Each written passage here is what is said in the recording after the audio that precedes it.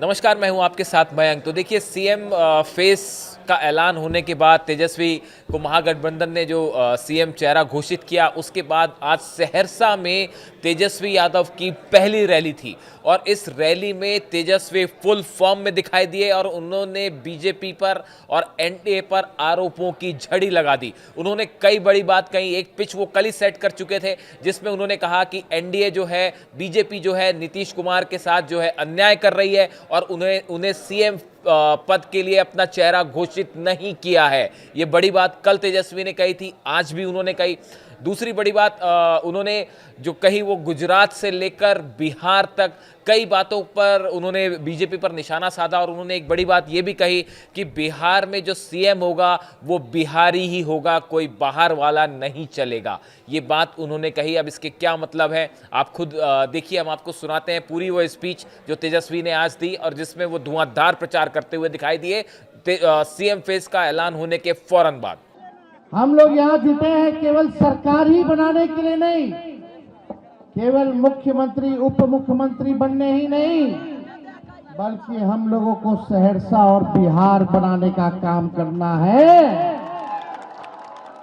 और आप सब लोगों को तरक्की हो, बेरोजगारी जड़ से मिटना चाहिए कि नहीं मिटना चाहिए? कितने हमारे नौजवान बेरोजगार हैं, जरा हाथ उठा के बताना। सबसे बड़ा दुश्मन कौन है? बेरोजगारी है कि नहीं है? नौकरी मिलना चाहिए कि नहीं मिलना चाहिए? देखिए, एक कसक, एक बिहारी होने के नाते एक कसक है, एक पीड़ा है, एक दर्द है तेजस्वी के दिल में कि बिहार हमारा सबसे गरीब राज्य है। सबसे ज्यादा बेरोजगारी बिहार में है पूरे देश में। सबसे ज्यादा पलायन बिहार से होता है। महंगाई से लोग परेशान हैं, कोई उद्योग कारखाना नहीं है। अपराध चरम पर चला गया, अपराधी बेखौफ घूम रहे हैं, कोई कार्रवाई नहीं हो रही, कोई सुनवाई नहीं हो रही। भ्रष्टाचार चरम सीमा पर है। आप दिल पे हाथ रख के कहिए, थाना जाते हैं, ब्लॉक जाते हैं, बिना घूस दिए हुए कोई काम हो रहा है क्या? घूसखोरी बढ़ी है कि नहीं बढ़ी है? बढ़ी है ना? नल जल योजना में घूसखोरी हुई है कि नहीं हुई है? आप देखिएगा, ये लैंड सर्वे कराने तक दाखिल खारिज में घूस लिया गया कि नहीं लिया गया? लिया गया ना। जाति प्रमाण पत्र बनाना हो तो भी लोग जो है बिना घूस दिए हुए कोई काम जो है नहीं हो रहा। हमें ऐसा बिहार बनाना है जहां अपराध मुक्त बिहार बने, भ्रष्टाचार मुक्त बिहार बने, कारखाने खुले, निवेश आए, पढ़ाई, दवाई, कमाई, सिंचाई, सुनवाई और कार्रवाई वाली सरकार हम लोगों को चाहिए। आज बिहार से लोग पलायन करते हैं मुख्य 3 कारणों की वजह से। कोई पढ़ाई के लिए बाहर जा रहा है, कोई कमाई के लिए बाहर जा रहा है, कोई दवाई के लिए बाहर जा रहा है। लेकिन 20 साल नीतीश कुमार जी मुख्यमंत्री हो लिए, 11 साल से प्रधानमंत्री नरेंद्र मोदी जी हैं और आप लोगों ने हर बार सांसद भाजपा का जिताने का काम किया। बिहार में 20 साल से सरकार बनाने का काम किया, फिर भी बिहार में प्रति व्यक्ति आय सबसे कम पूरे देश में है तो बिहार के लोगों का है। किसानों का आय दुगुना नहीं हो रहा, मजदूर जो है बदहाल स्थिति में है। आप सब लोग जानते हैं कि क्या आप लोगों को झेलना पड़ रहा है। हम आप लोगों से बस एक बात कहने आए कि एक मौका आप लोग तेजस्वी को दे करके देखिए, बस एक मौका चाहिए, एक मौका चाहिए। 17 महीने हम सरकार में थे तो 5 लाख लोगों को सरकारी नौकरी दिया, 3.5 लाख नौकरी प्रक्रियाधीन कराई, 4.5 लाख नियोजित शिक्षकों को राजकीय कर्मी का दर्जा हम लोगों ने दिया। आईटी पॉलिसी बनाई, स्पोर्ट्स पॉलिसी बनाई, टूरिज्म पॉलिसी हम लोगों ने बनाने का काम किया। वही 17 महीने में कोसी में पुल जो है हमने ही ऐलान किया था और सैंक्शन किया था, आज उसका भी टेंडर हो गया है। तो हमारे ही सरकार जो 17 महीने थी, पुल वाला डिपार्टमेंट हमारे अंतर्गत था। यही यूसुफ ने मांग की थी विधानसभा में, काम अब शुरू हो गया, हम लोगों ने काम किया। इस विश्वास के साथ हमारे हैं आप लोगों के बीच। टूटा फूटा झूठा बात तेजस्वी नहीं करता है, जुमलेबाजी तेजस्वी नहीं करता है। तेजस्वी की उम्र कच्ची हो सकती पर जुबान हमारी पक्की है। जो हमने कहा है वो किया है और जो कहेंगे वो करेंगे। बस एक मौका आप लोग हमको देने का काम कीजिए, एक मौका देने का काम कीजिए।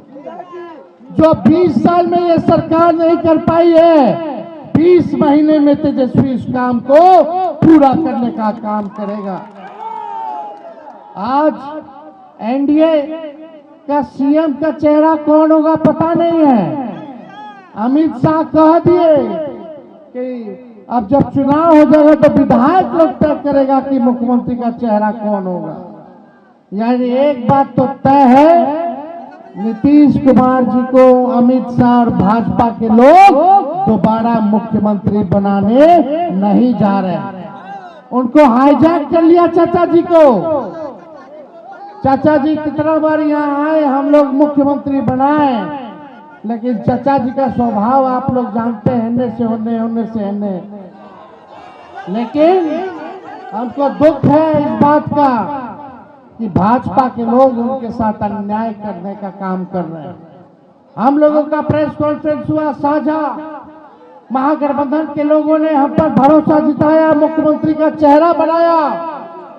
लेकिन हम आप लोगों से कहना चाहते हैं, तेजस्वी सीएम बनेगा तो बिहार की 14 करोड़ भी सीएम बनाएंगे।